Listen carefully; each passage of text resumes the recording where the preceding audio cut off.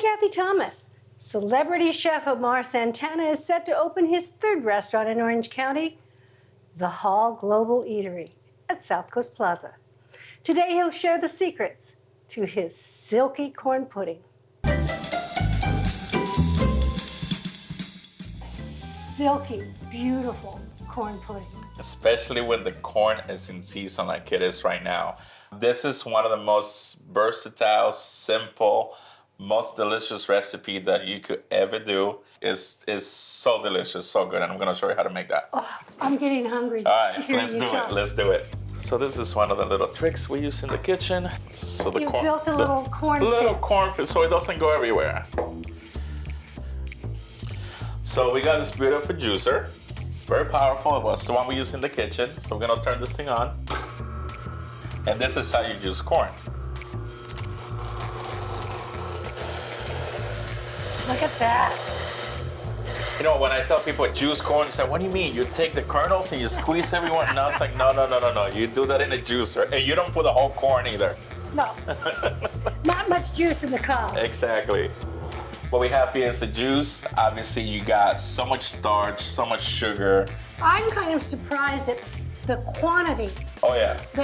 You'd be so. Because that wasn't even two corn cobs. That was, because the corn is so juicy right now. There's so much sugar. It's delicious. If you want to eat corn, this is the time to do it. Salt. That's it. When a lot of people go like all these fancy restaurants, you try this corn pudding and you're like, oh my God, the chef is a genius. What did he put in this thing? You know, like there's gotta be something else. It's gotta be something else. And I'm like, corn, salt, cooking, corn juice. That's it. Growing up in the Dominican Republic, we used to make a dessert, kind of the same idea. We just take corn, they'll puree in the vita prep, squeeze the juice out, put in thing, add sugar, stir, and right when it starts to get thickened, they will put them in a little cup, set it in the fridge, and because of the starch and everything that was, set, then they'll sprinkle a little bit of cinnamon on top, and delicious. So now as a chef, now when I'm making something like this, I think back when I was a kid and I, grew up eating this stuff, and now asking my mom for the recipe, like, how do you make this? Oh yeah, we take the corn juice. I'm like, wow, like what I think is new now, you've been making it, you've been doing it for 40 years. So what would happen if you took the corn off the cob and you put it in the Vitamix? It would be pretty much the same. You're not gonna get the same yield. And you're actually gonna have to work harder for it. So this is starting to thicken up a little bit. As soon as they get hot, the starch start, cooking and... Starting to see a lot of foam around the edges of the pan. Yeah, it will be ready when the foam disappears. There's so many different combinations you can do with it.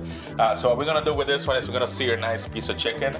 So it's cooked sous vide, under pressure, low temperature, nice and moist. So we're just gonna do a little bit of salt, pepper.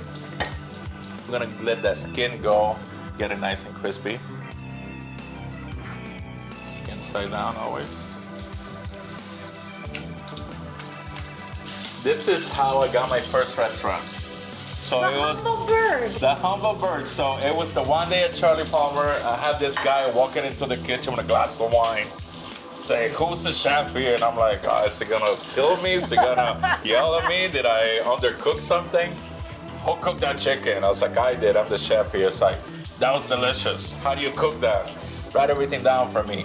I want you to show me how to do it. So we became friends and started coming to his house, show him how to do sous vide, some short ribs, some chicken.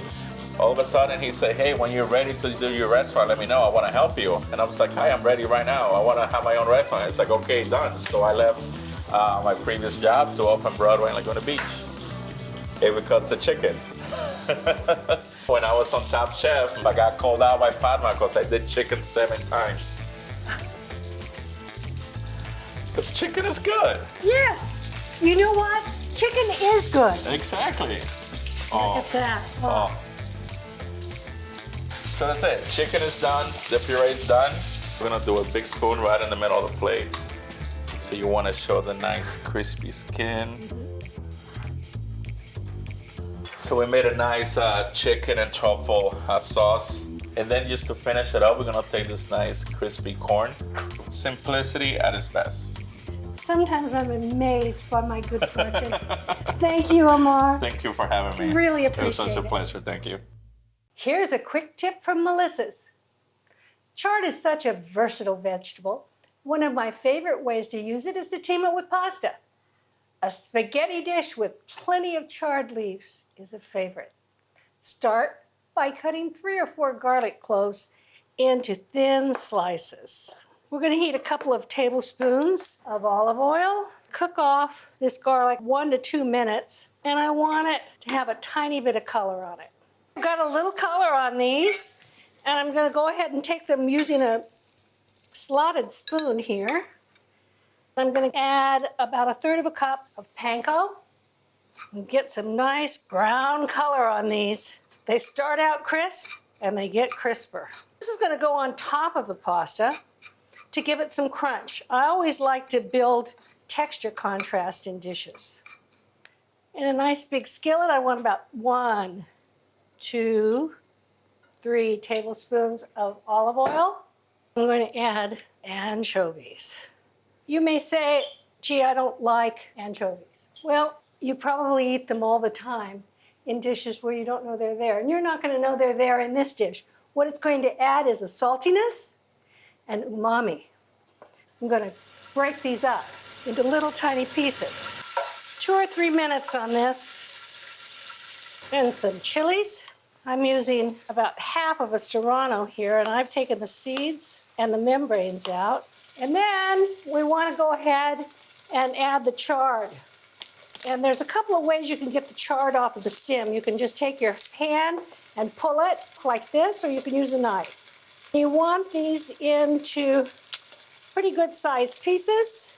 I use about 5 cups. You want to start out with a lot because you don't end up with what looks like a lot in the end. And when it starts to wilt, you want to add the spaghetti. I have about 12 ounces, and I have reserved a cup of the cooking water. I also want to add about 3 tablespoons of butter.